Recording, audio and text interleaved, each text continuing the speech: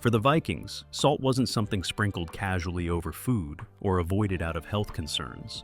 It was a mineral that kept bodies alive in brutal conditions, preserved food through endless winters, supported strength during exhausting labor, and quietly protected health in ways modern salt no longer does. Why salt mattered in a Viking world. Viking life demanded far more from the body than modern life ever does.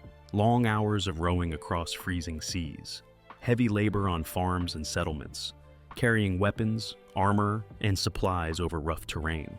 Constant exposure to cold, wind, and physical stress. All of that meant one thing: massive mineral loss. Sweat, exertion, and cold drained the body of electrolytes, even when it wasn't obvious. Without replacing those minerals, muscles weakened, energy dropped, and endurance disappeared. Salt wasn't optional, it was survival. Vikings didn't consume salt to enhance flavor. They consumed it because their bodies required it to keep functioning. What Viking salt actually was. Viking salt looked nothing like the fine white crystals we use today.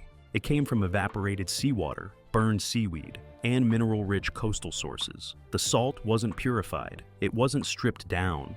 It carried trace minerals pulled directly from the environment: magnesium, potassium, calcium, and dozens of others. This mattered more than anyone understood at the time. Salt wasn't just sodium. It was a mineral blend that worked with the body's natural systems, supporting hydration, muscle contraction, nerve signaling, and recovery after hard labor. Modern salt removed all of that complexity. Salt worked with the body, not against it. Viking diets were simple, but they were balanced by necessity. Salt was consumed alongside whole foods: meat, fish, preserved foods, and fermented staples. It entered the body slowly, paired with nutrients and physical effort. As a result, salt helped the body hold water instead of flushing it out. It stabilized blood volume. It kept muscles firing properly. It prevented the kind of weakness that comes from electrolyte imbalance. Salt didn't raise problems because it wasn't isolated and it wasn't abused. It followed effort. Salt followed labor. This is the part modern discussions always miss. Vikings didn't consume salt while sitting still all day. Salt intake rose and fell with physical output. More work meant more salt loss, and more salt replaced. Less work meant less demand. The body stayed in balance because intake matched reality. Modern salt consumption rarely follows effort. It follows convenience. That shift changes everything. The first sign: something changed. Today, salt is treated like a threat. It's blamed for blood pressure issues, water retention, and heart problems. Health advice often focuses on reducing salt, not understanding it. But Vikings consumed large amounts of salt without widespread collapse in health. That contradiction should matter, because salt didn't suddenly become harmful on its own. Something about what salt is, how it's consumed, and what kind of lives we live around it shifted quietly, and the body noticed. Viking salt worked because it came with minerals, movement, and context. Modern salt arrives stripped, isolated, and disconnected from effort. And that's where the real problem begins. How salt became just sodium. At some point, salt stopped being a mineral and became a number. Modern salt is refined until almost everything except sodium chloride is removed. Trace minerals are stripped away to make it uniform, shelf-stable, and cheap. What's left looks clean and scientific, but it's incomplete. Viking salt wasn't pure, and that impurity was the point. Those trace minerals weren't contaminants. They were part of how salt worked inside the body. They helped regulate fluid balance, supported muscle function, and kept sodium from overwhelming the system. When salt was reduced to sodium alone, the balance disappeared. Salt didn't become dangerous because people used more of it. It became problematic because it stopped arriving with what the body needed to handle it. Modern salt doesn't arrive alone either. There's another problem that often gets overlooked. Modern salt isn't consumed with whole foods and hard labor. It's consumed inside ultra-processed foods, alongside refined sugar, industrial oils, and additives designed to increase appetite. Salt shows up in chips, frozen meals, sauces, breads, and snacks that require almost no physical effort to eat or digest. It's paired with calories that spike blood sugar and encourage overeating, not with protein, fiber, or minerals that stabilize energy. The body isn't responding to salt in isolation. It's responding to salt inside a system that's already overloaded. Blaming salt alone misses the bigger picture. Why salt started getting blamed. As processed foods became common, health problems followed. Blood pressure rose, water retention increased, cardiovascular issues became widespread. Salt was the easiest target. It was visible, it was measurable, and it showed up everywhere. So, public health advice simplified the message: eat less salt. But simplification created confusion. Reducing salt intake without addressing food quality, mineral balance, and physical activity doesn't restore health. In many cases, it creates new problems: fatigue, dizziness, poor exercise tolerance, and chronic dehydration, masked by water retention. Salt wasn't the root cause. It was part of a broken system. Salt without sweat becomes a mismatch. Vikings lost salt constantly, through sweat, cold exposure, physical labor, and long days of movement. Their intake matched their output. Modern life rarely demands that kind of loss. Many people sit most of the day. They sweat less, they move less. Yet salt intake remains high, not because the body needs it, but because processed food delivers it automatically.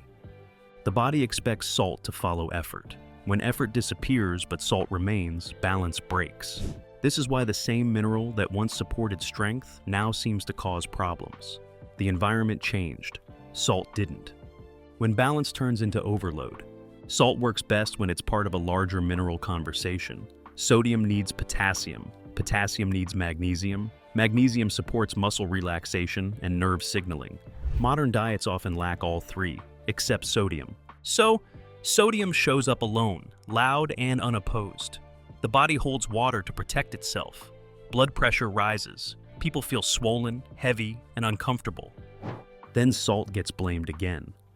But what's really missing is balance, the quiet shift that changed everything. Put all of this together, and the shift becomes clear. Salt went from mineral-rich to mineral-poor. It moved from whole foods to processed ones. It stopped following labor and started following convenience. Viking salt worked because it fit into a system built on movement, sweat, and recovery. Modern salt often damages because it's isolated inside a system that barely moves at all, which leads to the final question.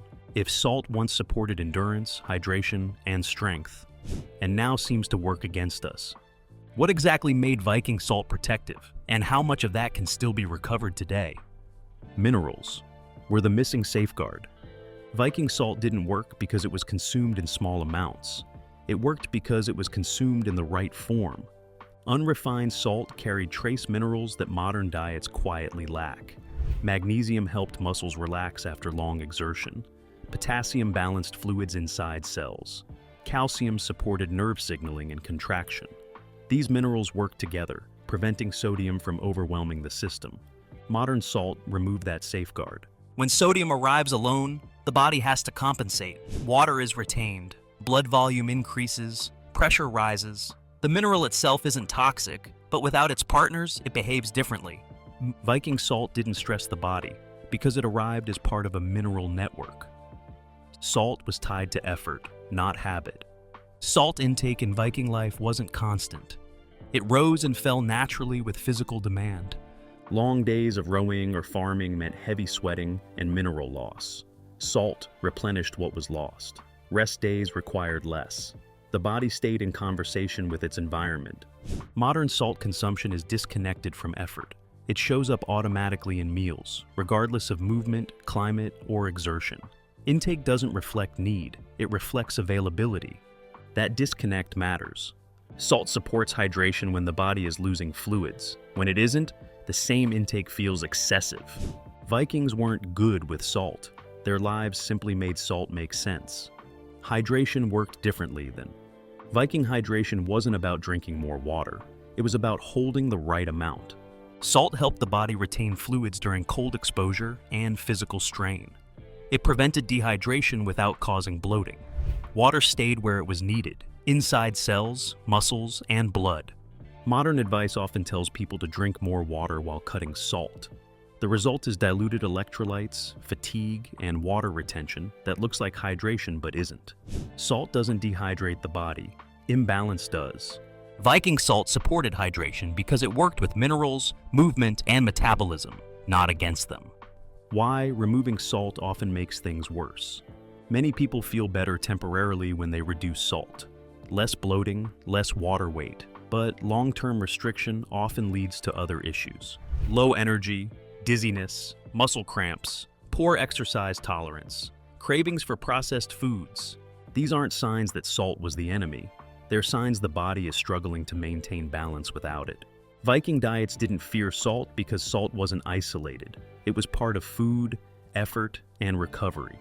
Remove salt without fixing the system around it, and the body compensates poorly. What can actually be recovered today? This isn't about copying Viking life. It's about restoring logic.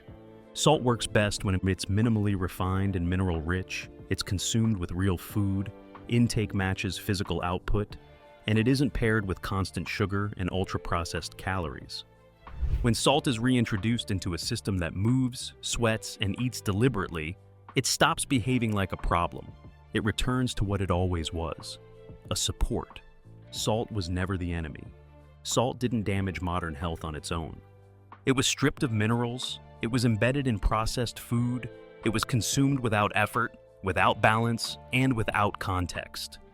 Viking salt kept bodies healthy because it worked with the body's demands, not against them. Modern salt often causes issues because it arrives alone, loud, and disconnected from how the body actually functions. The solution isn't fear or restriction, it's understanding, because when salt is paired with movement, minerals, and real food, it stops being something the body fights and becomes something it knows exactly how to use. Just like it always did.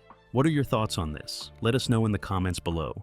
If you like this video, don't forget to like and subscribe to the channel for the latest videos.